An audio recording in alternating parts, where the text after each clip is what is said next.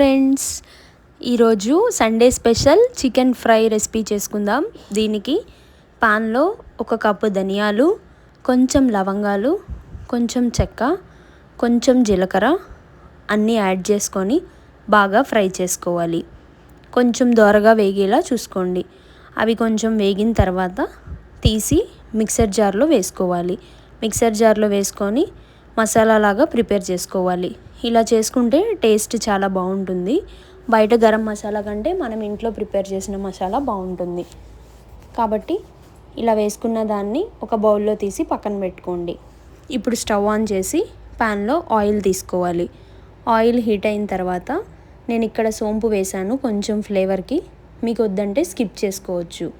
ఇప్పుడు సన్నగా తరిగిన ఉల్లిపాయలు వేసి బాగా ఫ్రై చేయండి.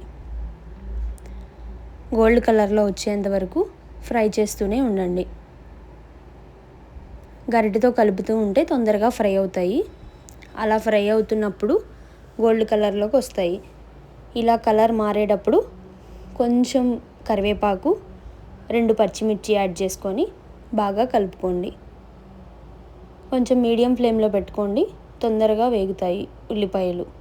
ఇలా వేగిన తర్వాత 1 టేబుల్ స్పూన్ అల్లం వెల్లుల్లి పేస్ట్ వేసుకొని బాగా కలుపుకోండి. అల్లం వెల్లుల్లి పేస్ట్ వేసిన తర్వాత హై ఫ్లేమ్లో పెట్టి బాగా మిక్స్ చేయండి. అది వాసన పోయేంత వరకు కలుపుతూనే ఉండండి. అల్లం వెల్లుల్లి పచ్చివాసన పోకపోతే కర్రీ టేస్ట్ బాగోదు. ఇప్పుడు కొంచెం పసుపు వేసుకొని బాగా కలపండి. మళ్ళీ పసుపు అంతా పట్టిన తర్వాత మనం ముందుగా కడిగి పెట్టుకున్న చికెన్ని తీసి అందులో వేసుకోవాలి.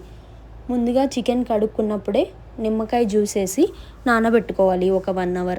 అప్పుడు నిమ్మకాయ జ్యూస్ అంతా పట్టి ముక్కంతా జ్యూసీగా వస్తుంది.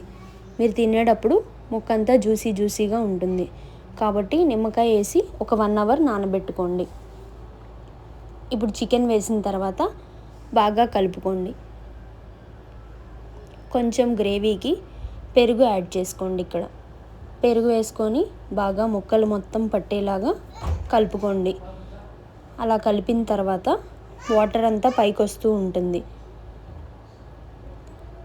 అలా వచ్చేంత వరకు కలిపి ఒక 70% చికెన్ అనేది బాయిల్ అయ్యే వరకు లిడ్తో కవర్ చేసి ఒక 15 మినిట్స్ బాయిల్ చేయండి. చికెన్ అనేది ఆ వాటర్ అంతా బాగా అబ్జర్వ్ అయితే అప్పుడు మనకంతా బాగుంటుంది.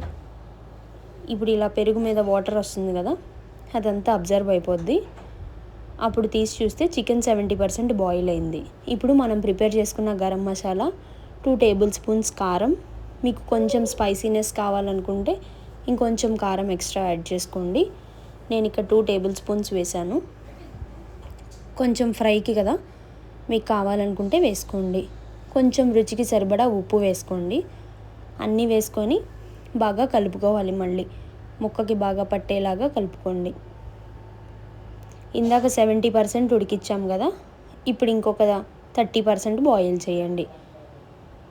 ఇలా బాయిల్ చేసేంత వరకు కలుపుతూనే ఉండండి. కింద అడుగు పట్టకుండా చూడండి. మళ్ళీ లిడ్తో కవర్ చేసి ఒక 4-5 మినిట్స్ ఉడికిస్తే చాలు, కర్రీ రెడీ అయిపోతుంది. ఇలా గ్రేవీగా ఉంటే అన్నంలో కలుపుకోవడానికి కూడా బాగుంటుంది. ఇప్పుడు కొంచెం కొత్తిమీర యాడ్ చేసుకొని స్టవ్ ఆఫ్ చేసేసుకోవచ్చు. ఇలా సర్వ్ చేసుకుంటే బాగుంటుంది. డ్రైగా కావాలనుకుంటే ఇంకొంచెం స్టవ్ మీద ఉడికిస్తే సరిపోతుంది. మా వీడియో నచ్చినట్లయితే లైక్ చేయండి, షేర్ చేయండి, సబ్స్క్రైబ్ చేయండి. Thank you.